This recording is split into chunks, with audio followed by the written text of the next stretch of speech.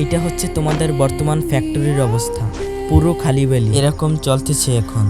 আর তোমরা কি জানো যে ওল্ড পিককে কেন তুলে নেওয়া হয়েছিল?